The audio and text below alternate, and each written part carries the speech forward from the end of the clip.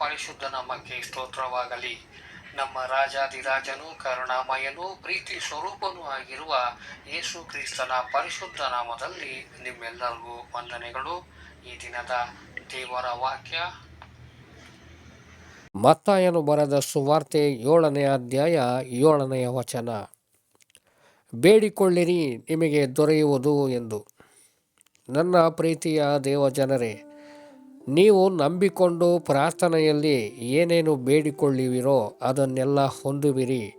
ಮತ್ತು ನಾವು ಆತನ ಆಜ್ಞೆಗಳನ್ನು ಕೈಗೊಂಡು ಆತನಿಗೆ ಮೆಚ್ಚುಗೆಯಾದದ್ದನ್ನು ಮಾಡುವುದರಿಂದ ನಾವು ಏನು ಕೇಳಿಕೊಂಡರೂ ದೇವರಿಂದ ಹೊಂದುತ್ತೇವೆ.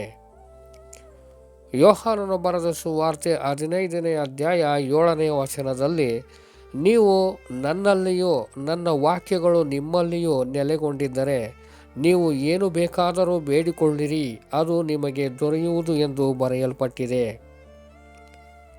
ಯೇಸು ಶಿಷ್ಯರಿಗೆ ಹೇಳಿದ್ದೇನೆಂದರೆ, ನೀವು ಪ್ರಾರ್ಥನೆ ಮಾಡಿ ಏನೇನು ಬೇಡಿಕೊಳ್ಳುತ್ತೀರೋ ಅದನ್ನೆಲ್ಲ ಹೊಂದಿದ್ದೇವೆ ಎಂದು ನಂಬಿರಿ, ಅದು ನಿಮಗೆ ಸಿಕ್ಕುವುದು ಎಂದು ನಿಮಗೆ ಹೇಳುತ್ತೇನೆ ಎಂದರು.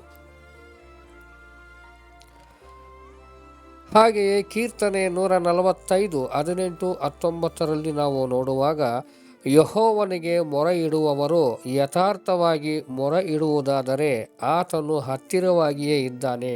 ತನ್ನಲ್ಲಿ ಭಯಭಕ್ತಿಯುಳ್ಳವರ ಇಷ್ಟವನ್ನು ನೆರವೇರಿಸುತ್ತಾನೆ, ಅವರ ಕೂಗನ್ನು ಕೇಳಿ ರಕ್ಷಿಸುತ್ತಾನೆ. ಆದರೆ ಮೊದಲು ದೇವರ ರಾಜ್ಯವನ್ನು ಆತನ ನೀತಿಯನ್ನು ಹುಡುಕಿರಿ, ಆಗ ಇವೆಲ್ಲವೂ ನಿಮಗೆ ಕೂಡಿಸಲ್ಪಡುವವು. ನಿಮಗೆ ನಿಜ ನಿಜವಾಗಿ ಹೇಳುತ್ತೇನೆ, ನೀವು ತಂದೆಯನ್ನು ಏನಾದರೂ ಬೇಡಿಕೊಂಡರೆ ಅದನ್ನು ಆತನು ನನ್ನ ಹೆಸರಿನ ಮೇಲೆ ನಿಮಗೆ ಕೊಡುವನು. ನೀವು ಇದುವರೆಗೂ ನನ್ನ ಹೆಸರಿನ ಮೇಲೆ ಯಾವುದೊಂದನ್ನು ಬೇಡಿಕೊಂಡಿಲ್ಲ. ಬೇಡಿಕೊಳ್ಳಿರಿ, ನಿಮಗೆ ಸಿಕ್ಕುವುದು, ಆಗ ನಿಮ್ಮ ಆನಂದವು ಪರಿಪೂರ್ಣವಾಗುವುದು ಎಂದು ಯೋಹಾನನು ಬರೆದ ಸುವಾರ್ತೆ 16ನೇ ಅಧ್ಯಾಯ 23-24 ವಚನದಲ್ಲಿ ಬರೆಯಲ್ಪಟ್ಟಿದೆ. ನನ್ನ ಪ್ರೀತಿಯ ದೇವಜನರೇ,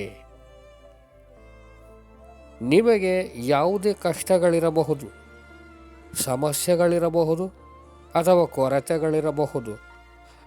ಯೇಸು ಹೇಳುತ್ತಿದ್ದಾರೆ, ನೀವು ಇದುವರೆಗೂ ನನ್ನ ಹೆಸರಿನ ಮೇಲೆ ಯಾವುದೊಂದನ್ನು ಬೇಡಿಕೊಂಡಿಲ್ಲ.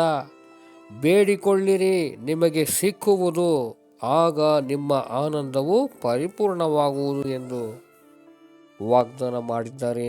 ಪ್ರಿಯರೇ, ಯೇಸುವಿನ ನಾಮದಲ್ಲಿ ಶಕ್ತಿ ಇದೆ. ಯೇಸುವಿನ ನಾಮದಲ್ಲಿ ಪರಿಪೂರ್ಣವಾದ ಆರೋಗ್ಯವಿದೆ. ಯೇಸುವಿನ ನಾಮದಲ್ಲಿ ಶಾಂತಿ ಸಮಾಧಾನವಿದೆ. ಯೇಸುವಿನ ನಾಮದಲ್ಲಿ ಆನಂದ ಸಂತೋಷವಿದೆ. ನಂಬಿಕೆಯಿಂದ ಬೇಡಿಕೊಳ್ಳಿರಿ, ನಿಮಗೆ ದೊರೆಯುವುದು. ಈ ವಾಕ್ಯವನ್ನು ಕೇಳುತ್ತಿರುವ ಎಲ್ಲರನ್ನು ದೇವರು ಆಶೀರ್ವಾದಿಸಲಿ. ಅಷ್ಟು ಮಾತ್ರವಲ್ಲದೆ ಯಾರ್ಯಾರು ನಂಬಿಕೆಯಿಂದ ಯೇಸುವಿನ ಹೆಸರಿನಲ್ಲಿ ಬೇಡಿಕೊಳ್ಳುತ್ತೀರೋ ಅವರೆಲ್ಲರಿಗೂ ತಮಗೆ ಬೇಕಾದದ್ದೆಲ್ಲವನ್ನು ದೇವರು ಅನುಗ್ರಹಿಸಿ ಆಶೀರ್ವಾದಿಸುವರು. ಆಮೇನ್, ಆಮೇನ್, ಆಮೇನ್.